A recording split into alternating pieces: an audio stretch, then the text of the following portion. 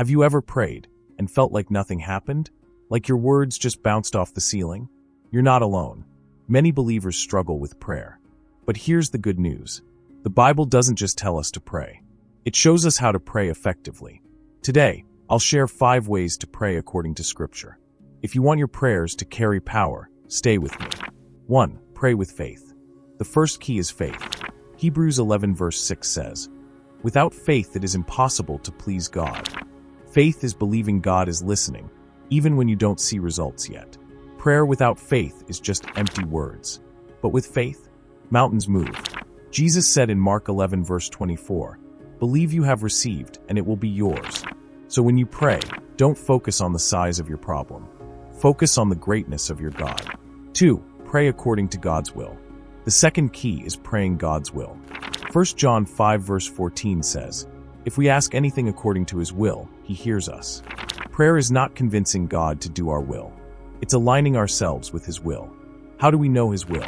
Through His Word. If the Bible promises it, you can pray it with confidence. But James 4 verse 3 warns, "When you ask with wrong motives, you do not receive." So effective prayer sounds like this: "Lord, let your will be done, not mine." 3. Pray with a pure heart. The third key is a pure heart. Psalm 66 verse 18 says, "If I had cherished sin in my heart, the Lord would not have listened." Sin blocks our prayers. It's like static on a radio. The connection isn't clear. That's why Jesus said in Matthew 5 verses 23 to 24, "If you remember someone has something against you, first make things right, then come and pray." So before you pray, pause and ask God, "Is there anything I need to confess? Anyone I need to forgive?"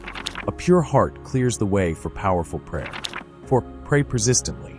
The fourth key is persistence. Luke 18 verse 1 says, "We should always pray and not give up." Jesus told a story about a widow who kept asking until she got justice. He was teaching us not to quit. Sometimes answers come quickly. Other times, God lets us wait, not to punish us, but to grow our faith.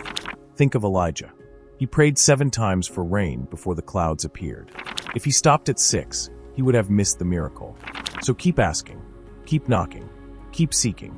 The heavens will open in God's time. 5. Pray with thanksgiving. The fifth key is thanksgiving. Philippians 4 verse 6 says, "In every situation, with prayer and petition, with thanksgiving, present your requests to God." Thanksgiving changes prayer. It shifts our focus from what we lack to what God has already done. Even Jesus prayed this way. Before feeding the 5,000, he gave thanks. Before raising Lazarus, he thanked the Father. Gratitude unlocks peace. So don't just ask. Thank Him for the past and for the future. Thanksgiving turns worry into worship. Finally, let's recap. Pray with faith. Pray according to God's will. Pray with a pure heart. Pray persistently. And pray with thanksgiving. Prayer isn't about fancy words. It's about a sincere heart connecting with a powerful God. Which of these 5 do you find most challenging? Faith, persistence, thanksgiving? Let me know in the comments.